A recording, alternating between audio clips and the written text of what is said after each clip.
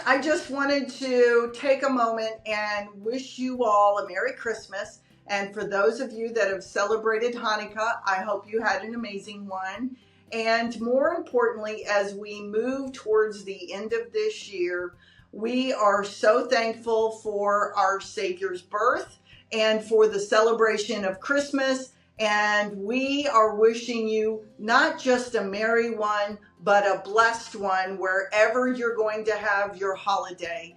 We hope that it is a memorable one and we remember the reason for the season. So again, Merry Christmas.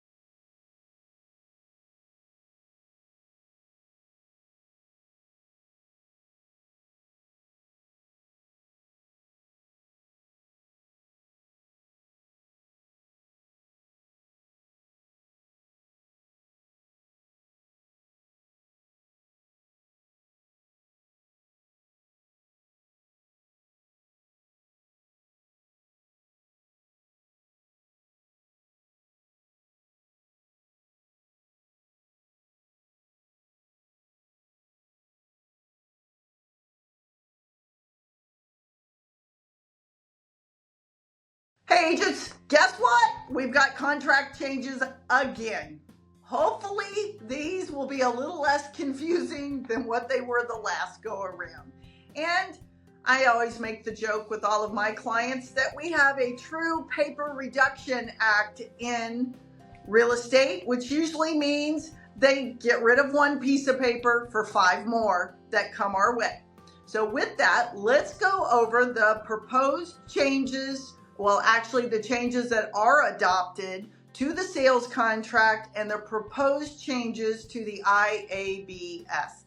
So in case you haven't read from the TR site or been following Trek and their meetings, I'm going to go over a little bit of that with you today. So changes to all residential contract forms, what you need to be looking out for. Paragraph 4 is amended to add the term geothermal. Not a big deal. You know, we got to add something in the contract to say we thought about the paragraph a little more.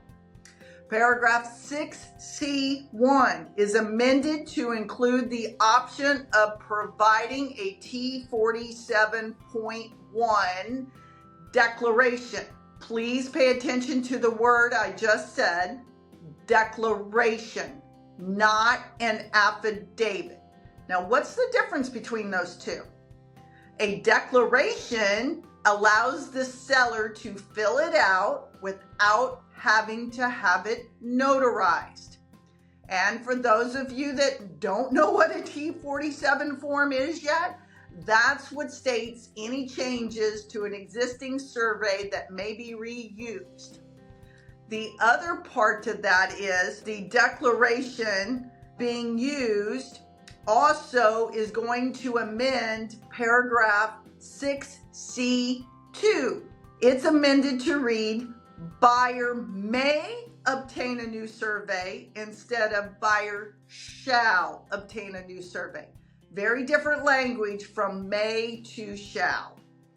Then in addition to that, it adds if the buyer ultimately fails to obtain a new survey, the buyer does not have the right to terminate. Let me repeat that. The buyer does not have the right to terminate. So just know you need to read through that and understand the change in the paragraph. I don't know about you guys, but I am so excited about not having to have something notarized. And then, of course, paragraph 2B of the third-party financing addendum is where they do not have the right to terminate. That's where that change is. Then paragraph 6E11 is amended to provide information regarding mold remediation certificate requirements. So if somebody's had mold remediation, there are certificate requirements except in the unimproved contract, which basically is a new home. Paragraph 6E12 is modified to add specific examples of types of notices that should be listed in the paragraph, and to add caution, keyword is caution, that the seller's failure to provide required notices may provide the buyer with certain remedies, like the ability to terminate the contract.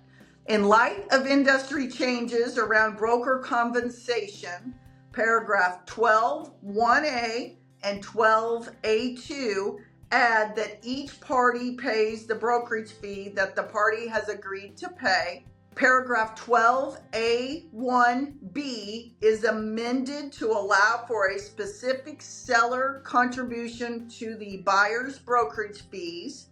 A new paragraph 12(a)(1)(c) has been added to separately address other seller contributions previously in 12(a)(1)(b). That's a whole lot of 12(1) something.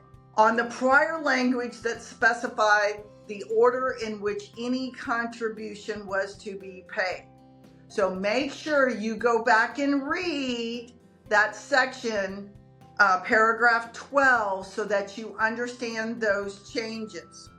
And additionally, the compensation disclosure in the broker information section of the contracts, except for farm and ranch, has been modified to remove the parenthetical referencing of the MLS, to add check boxes to allow the fee to reflect either a percentage or dollar amount. So MLS is not referenced anymore. We now have a paragraph where you can check what gets paid where, and cleans up that whole part of the contract we've been waiting on.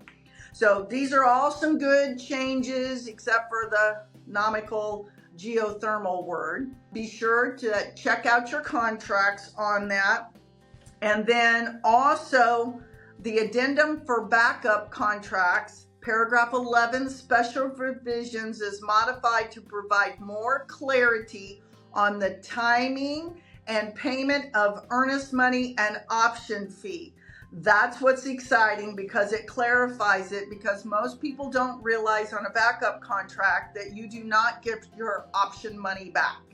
So that should clear up that problem and help agents understand that more. And then proposed form changes is to add disclosures to the information about brokerage services, that brokers and owners' fees are not set by law but fully negotiable, because remember, nothing was talked about commissions on there, so they're going to add that in. And then revise paragraph 2 of the notice of buyer's termination of the contract to ensure that the buyer has delivered the lender's written statement to the seller in accordance with the recent changes to paragraph 2A, the buyer approval underneath the third-party financing addendum. So those are some changes that have come up. I'm going to encourage you to go to their website. Anything that is proposed change, which was the last couple of things I just talked about, you still have comment time on Trek, but all the other changes are now permanent, and we will see those coming out. Hopefully that's a little helpful if you haven't been paying attention, and gives you some information to just know you're going to see some changes again, and make sure you read them carefully.